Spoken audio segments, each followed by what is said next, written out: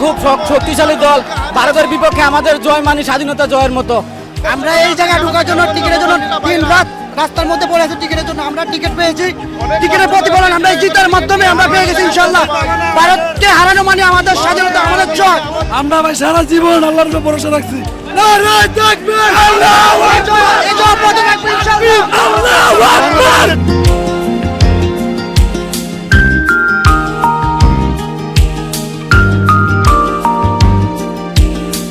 Congratulations, brother.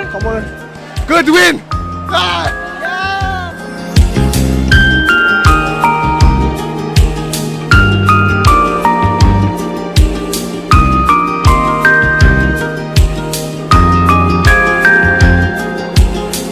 Ronan Sullivan trophy নিয়ে celebration করছেন।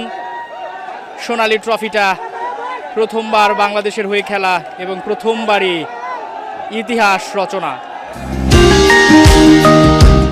Bangladesh trophy সেলিব্রেশনে ব্যস্ত। মার্কক্সকে দেখতে পাচ্ছি আমরা লাল সবুজের পতাকা হাতে। সুলিভান, রোনান সুলিভান বাংলাদেশি সমর্থকদের ভালোবাসায় তারা শিখত সে বাংলাদেশের পতাকা গায়ে জড়িয়ে সবার সঙ্গে একটু মিশে যাওয়ার চেষ্টা। ওয়াও, সে কি সেলিব্রেশন! ভারতকে রীতিমতো নাকানি চুবানি খাইয়ে দিয়েছে বাংলাদেশ। রোনান সুলিভানের সেই ট্রাইবেকের গোলটাই বাংলাদেশকে জয় এনে দেয়। অসাধারণ ভাই, মানে বাইরের দেশে এসে যে এত সুন্দর যে আমরা মানে দর্শকদের একটা ইয়ে পাবো, এটা অবিশ্বাস্য অবিশ্বাস্য। এটা দাঁত ভাঙা জবাব। আমরা ওদের থেকে ট্রফি ছিনিয়ে আনছি, এটাই হতে দাঁত ভাঙা জবাব, আর কিচ্ছু না। আলহামদুলিল্লাহ।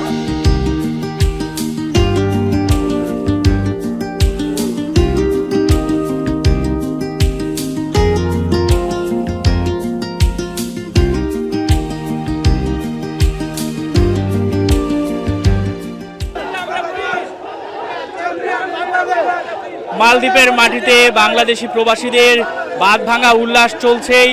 সেই রয়্যাল বেঙ্গল টাইগার বাংলাদেশ দেখিয়ে দিয়েছে ভারতকে হারিয়ে।